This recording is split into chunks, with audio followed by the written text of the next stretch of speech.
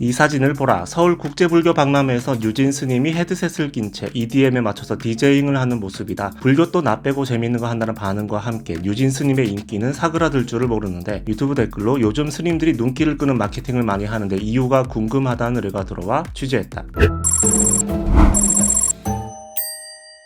불교계가 젊은 세대를 위주로 마케팅을 하는 이유는 종교 외면이 심해지고 있기 때문이다. 현재 우리나라 성인 중에 종교인은 37%, 무종교인은 63% 정도인데 1998년 이후에 종교인 비율이 30%대로 감소한 것은 처음이라고 한다. 불교계는 2030이 불교를 이끌어 나갈 중요한 세대라고 보고 이들을 대상으로 마케팅을 활발히 하는 거다. 특히 엄근진한 불교의 이미지와 기발한 마케팅의 괴리에서 오는 신선한 충격이 오히려 불교를 힙한 종교로 인식하게 해서 하나의 밈으로 자리 잡았다는 설명. SNS와 유튜브를 통해 새롭게 불교의 모습을 접하면서 자신들이 생각했던 불교와 좀 다른 모습에서 오는 그 사이에서 신선함을 느꼈다고 생각을 합니다. 불교라고 하면 딱 떠오르는 이미지가 어떤 산속 사찰의 고요함, 엄숙함 같은 이미지인데 갭 차이에서 느껴지는 그런 모습들에서 어떤 힙한 불교의 이미지 좀 형성하게 된 이유가 있지 않을까. 유진 스님의 공연은 조계종에서 주최하는 만큼 스님들의 동의하에 진행되고 있는데 극락도 락이다, 부처 핸섬 등 밈들도 생성되고 있다. 힙합 공연처럼 손을 들고 위아래로 방방 뛰는 사람들, 불교 행사가 아닌 마치 힙합 페스티벌을 연상케 한다. 서울국제불교 박람회에서도 참가자 80% 이상이 2030이었다고 하는데 지난해 템플스테이 참가자에서도 20, 30대가 40.7%를 차지했다. 절은 2030이 힐링처로 주목받으면서 SNS에 템플스테이 관련 게시물과 브이로그 영상들도 인기를 끌고 있다. 불교계는 먹방이나 음식 등에 관심이 큰 2030을 대상으로 식품 출시에도 나서고 있다. 화엄사는 사찰 이름을 딴 햄버거를 출시하기도 했는데 고기를 먹지 않는 절에서 왜 고기를 연상시키는 햄버거를 선택했을까? 젊은 사람들의 어떠한 공통적인 글로벌 문화잖아요. 햄버거라는 게. 아무래도 젊은이들이 중요한 어떠한 그 타깃이었기 때문에 그렇게 정한 거죠. 햄버거라는 것은 이제 패티가 자체가 뭐 소고기 등으로 구성이 되는 것이 일반적이지만 그러한 것을 좀 역발상으로 조합을 해서 채식 건강 문화와 품을 조합한 제품을 선택을 하게 된 거죠. 조계종 사회복지재단은 나는 솔로를 패러디한 나는 절로 프로그램을 진행하기도 했다. 센스 있는 장명으로 화제가 되기도 했는데 남녀 248명이 참가를 신청했고 최종 참가자 30명 중 7쌍의 커플이 탄생했다.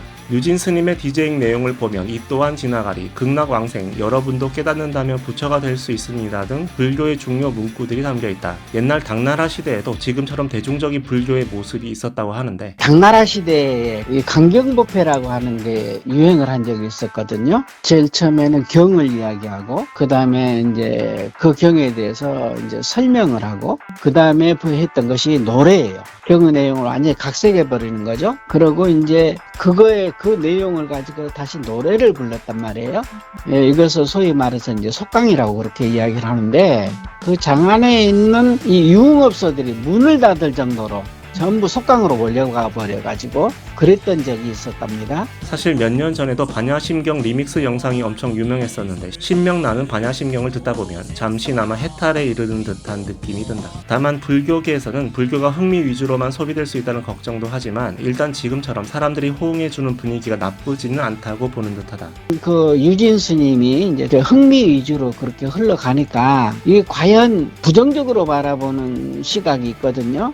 이게 진짜로 이게 불교냐, 부처님의 가르침을 이야기하는 거냐, 아니면 흥미 위주냐, 이 세속에 있는 그런 잡다한 이야기로 이제 변질이 되고 그래가지고 그게 이제 금해져 버렸다는 그런 기록이 있어요. 그래도 어차피 이제 젊은이들이 거기에 열광을 하니까 이제 이걸 어떻게 이걸 방향을 잘 잡아줄 것이냐 하는 것은 이제 우리들의 고민이겠죠. 당나라 시기 고승이었던 조주선사라는 분은 끽다거라는 화두를 남겼다고 한다. 여기서 끽다는 차를 마신다는 뜻인데 깨달음이 뭔지를 묻는 이들에게 차나 한 잔 마시고 가라고 했다는 거다. 깨달음을 굳이 여기 와서 찾지 말고 나 스스로를 돌아보면서 찾으라는 가르침인데 명쾌하면서도 깊은 여운을 주는 이런 매력은 종교의 의미를 새롭게 바라보게 해주는 것 같다. 당신도 취재를 의뢰하고 싶다면 댓글로 의뢰하시라. 지금은 소 한 마리가 60억에 팔렸다는데 대체 뭐하는 손지 알아봐 달라는 의뢰가 들어와 취재 중이다. 구독하고 알림 설정하면 조만간 취재 결과가 올라올 거다.